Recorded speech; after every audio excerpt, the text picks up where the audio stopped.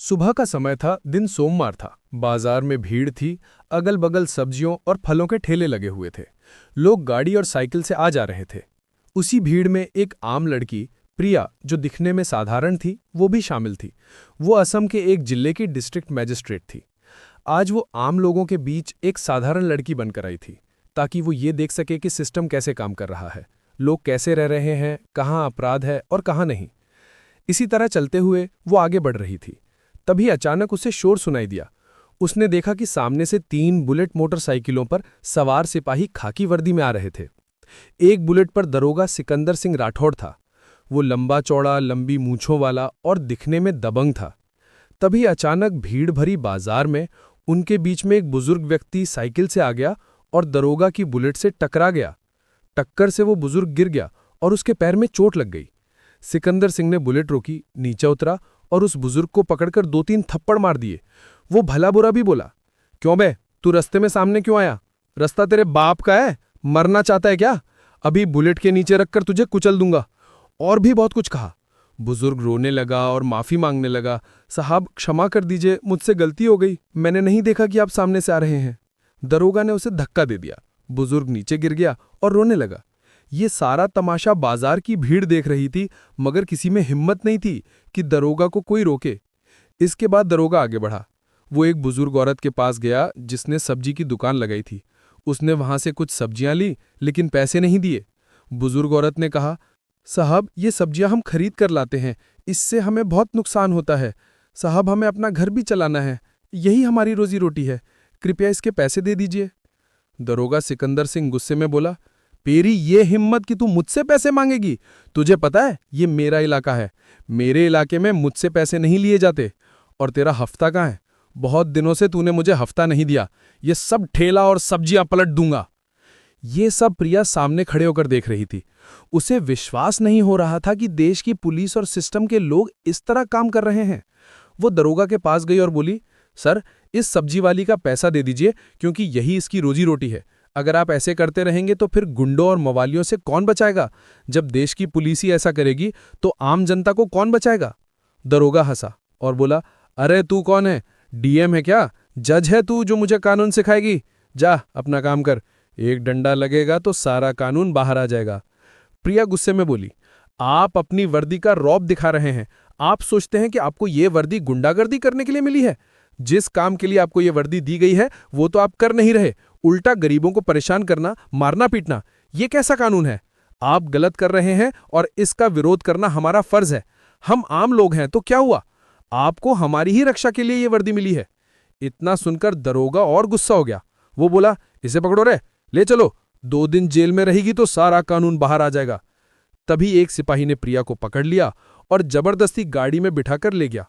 थोड़ी देर में वे थाने पहुंचे। थाने में सिपाही ने उसे लॉकअप में डाल दिया।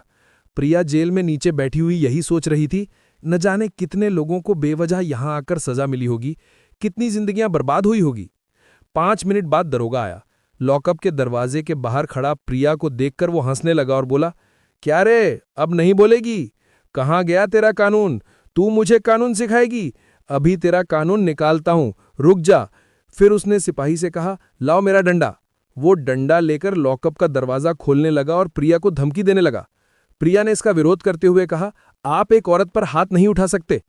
आप मुझे किस जुर्म में यहां लाए हैं?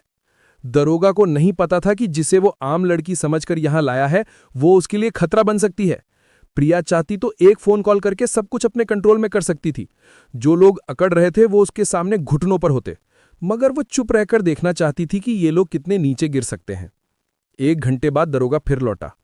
वो जेल में आया और बोला, क्या रे, तेरा नाम क्या है? कहाँ की रहने वाली है?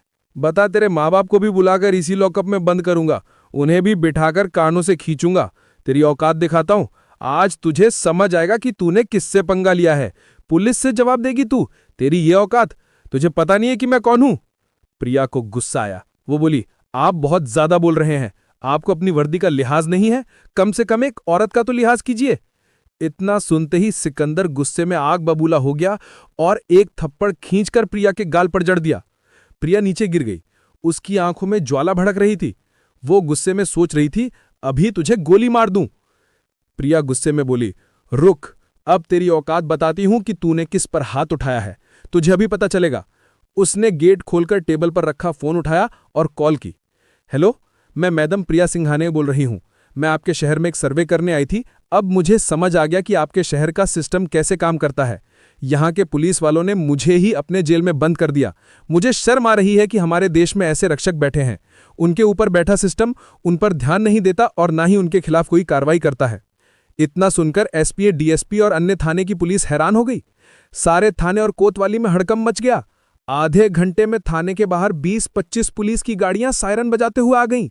पुलिस वालों की भीड़ थाने के बाहर जमा हो गई। गांव के लोग भी बाहर खड़े हो गए। बड़े अधिकारी, डीएसपी और एसपी थाने के अंदर आए। सारे सिपाहियों ने सल्यूट मारा। अधिकारी प्रिया को सल्यूट करने लगे। प्रिया को सल्यूट मारते देख दरोगा सिकंदर सिंह ने हैरान हो गया। वो समझ नहीं पाया कि ये क्या हो रहा है। डीएसपी गुस्से में बोला, तूने ये क्या किया? तुझे पता है ये कौन है? तुझे क्या ये तेरी पूरी जिंदगी बर्बाद कर सकती है? ये हमारे शहर की डीएम है। तुमने डीएम के साथ ऐसा व्यवहार किया? तुम्हारी तो नौकरी गई, तुम्हारे साथ साथ हमारी भी नौकरी गई।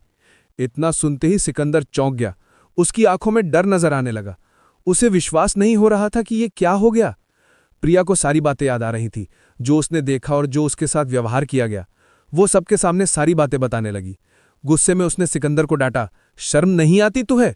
तुम्हें ये वर्दी आम लोगों की रक्षा करने के लिए दी गई है, ना कि बॉस बनने के लिए, लोगों को लूटने के लिए, गरीबों को मारने के लिए या उन्हें दबाने के लिए। शर्म नहीं आती? तुम जैसे लोगों को तो डूबकर मर जाना चाहिए। जो हरकत तुमने आज मेरे साथ की, न जाने तुमने ऐसे ही कितने लोगों के साथ बुरा किया होगा, कितनों को मारा होगा, लूटा होगा, परेशान किया होगा, कितने गुनाहों को सजा दी होगी। आज मैं तुम्हें सजा दूंगी। तुम्हें दिखाऊंगी कि एक सच्चा कानून का पालन करने वाला कैसे काम करता है। इतना सुनते ही सिकंदर डर गया। उसके हाथ पैर कांपने लगे। वो प्रिया के सामने घुटनों पर गिर गया और हाथ जोड़कर माफी मांगने लगा। प्लीज मुझे माफ कर दीजिए, मुझे अपनी गलती का एहसास हो गया है। मुझे नहीं पता था कि आप डीएम हैं, वरना मैं आपके साथ ऐसा व्यवहार नहीं करता। मुझे माफ कर दीजिए। प्लीज मुझे सस्पेंड मत कीजिए। मेरी जिंदगी बर्बाद हो जाएगी। मेरा परिवार है, मेरे बच्चे हैं, वे बर्बाद हो जाएंगे। प्लीज मुझे क्षमा कर दीजिए। ये सब देखकर सारे पुलिस वाले हैरान हो गए। प्रिया गुस्से में बोली, तुम मुझसे माफी क्यों मांग रहे हो? तुम्हें तो उस आम जनता से माफी मांगनी चाहिए जिसके साथ तुम सालों से गलत करते आ रहे हो। प्रिया सबको लेकर बाहर बाजार में गई। वहां सारे लोग इकट्ठा हो गए। प्रिया ने सबके सामने सिकंदर सिंह को सबसे माफी मांगने को कहा। सिकंदर ने कानों को पकड़कर हाथ जोड़कर घुटनों पर बैठकर रोते हुए सभी से माफी मांगी। लोग देख रहे थे कि यही इंस्पेक्टर, जो अपने घमंड में लोगों को मारता था, जबरदस्ती लोगों से लूटता था, आज उन्हीं लोगों के सामने हाथ जोड़कर शर्मिंदा और डरा हुआ बैठा था। लोग तालियां बजा रहे थे। प्रिया ने कहा, अभी इसका फैसला नहीं हुआ, अभी एक आखिरी फैसला बाकी है। फिर वो बोली, तुरंत इसके खिलाफ रिपोर्ट दर्ज करो, इसकी नौकरी तुरंत खत्म की जाए, इसे और इसके साथियों को सस्पेंड करो और इन्हें जेल भेजने के लिए मुकदमा दर्ज करो। इतना सुनते ही सिपाही और दरोगा सिकंदर सिंह डर गए। वे फिर माफी मांगने लगे, मुझे माफ कर दो, मुझे सस्पेंड मत करो। मगर प्रिया को तरस नहीं आया, क्योंकि उसने ये सब बहुत करीब से देखा था। वो बोली, तुमने बहुत लोगों की जिंदगी बर्बाद की होगी, अब तुम्हारा समय आ चुका है। तुम्हें सस्पेंड किया जाता है और तुम्हारे खिलाफ मुकदमा दर्ज किया जाता है। ये सब देखकर जनता बहुत खुश हुई और प्रिया के लिए तालियां बजाने लगी। अगले दिन जब प्रिया अपनी वर्दी में अपनी बुलेट पर बैठकर लोगों के बीच से गई, तो लोग उसे देखकर तालियां बजाने लगे।